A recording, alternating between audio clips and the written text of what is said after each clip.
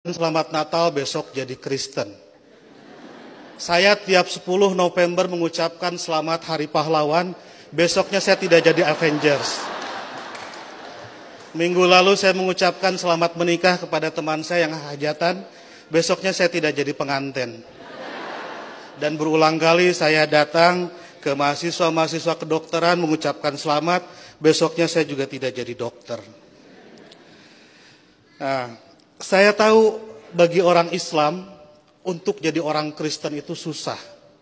Tidak bisa karena mengucapkan selamat Natal tiba-tiba otomatis jadi Kristen. Orang Kristen mau jadi Islam juga susah. Saya tahu karena saya jelek-jelek begini di beberapa gereja mengajar katekisasi.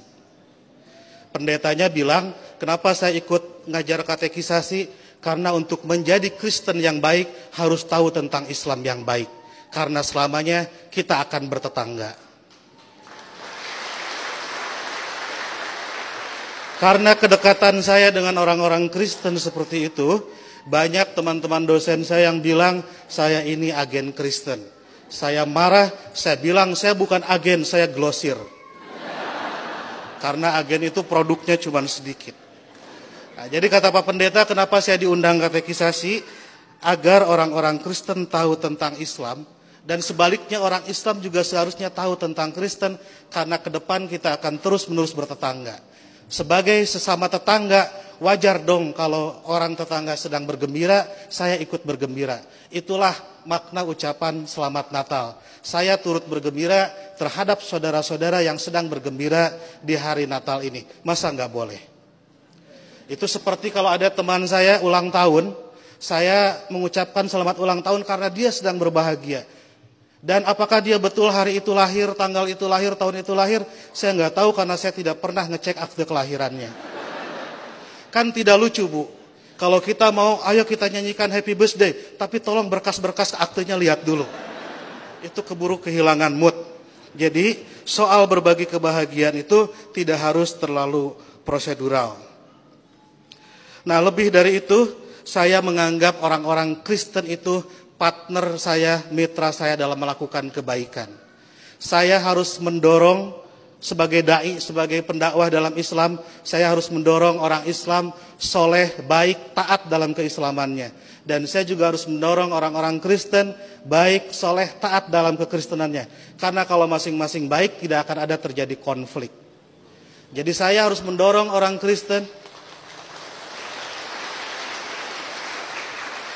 harus mendorong orang Kristen agar baik dalam kekristenannya, karena kalau orang Kristen di sekitar saya jahat, saya pasti korbannya. Dan Bapak Ibu juga harus mendorong saya dan teman-teman Muslim menjadi Muslim yang baik, karena kalau saya jadi copet, Ibu Bapak jadi korbannya. Jadi puncak toleransi adalah pada saat saya nanti membangunkan Ibu Bapak gereja dan Ibu Bapak mengongkosi saya naik haji. Ya. Karena satu sama lain harus mendorong dalam kebaikan. Oleh karena itu saya selalu bersedih kalau ada teman-teman Kristen gerejanya ditutup. Kalau ada teman-teman Kristen tidak boleh merayakan Natalan. Kalau ada teman-teman Kristen tidak boleh berdoa di rumah. Karena bukankah gereja, Natal dan berdoa adalah sarana orang Kristen untuk menjadi soleh dalam kekristenannya. Sebagaimana juga saya sebagai Muslim membutuhkan masjid, membutuhkan Idul Fitri, membutuhkan salat untuk membuat Muslim menjadi baik dalam kemuslimannya. Oleh karena itu, marilah kita sebagai sama-sama manusia mendorong satu sama lain agar baik, karena kita sama-sama diciptakan dari tanah. Kalau ada manusia yang tidak baik, mungkin dia dibikin dari tanah sengketa. Lebih dari itu, saya melihat kelahiran Kristus adalah berkah tidak hanya bagi orang Kristen, tapi juga untuk dunia. Karena dengan lahirnya Kristus, 3 miliar penduduk dunia menjadi beragama Kristen dan lebih berpotensi melakukan kebaikan dalam kekristenan itu. Dan Ibu Bapak harus juga mensyukuri kelahiran Nabi Muhammad, karena dengan lahirnya Nabi Muhammad, 2,5 miliar penduduk dunia menjadi Islam dan lebih berpeluang berbuat baik dalam keislamannya.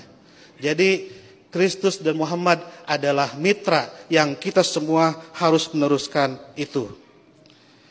Saya kira yang haram itu bukan mengucapkan selamat Natal. Yang haram itu adalah mulut yang menyakiti hati sesama manusia. Sekali lagi saya ucapkan selamat Natal, selamat berbahagia, dan agar saya tidak menyaingi pidatonya Pak Pendeta, saya akhiri. Dan sebelum saya akhiri, teman-teman santri saya bawa bunga Pak Pendeta, ingin membagikan kepada Pak Pendeta, petugas gereja dan ibu bapak sekalian. Tapi karena bunganya tidak banyak, yang dapat hanya sebagian, yang lain insya Allah dapat bunga bank untuk belanja Natal. Boleh bagi bunga? Oke.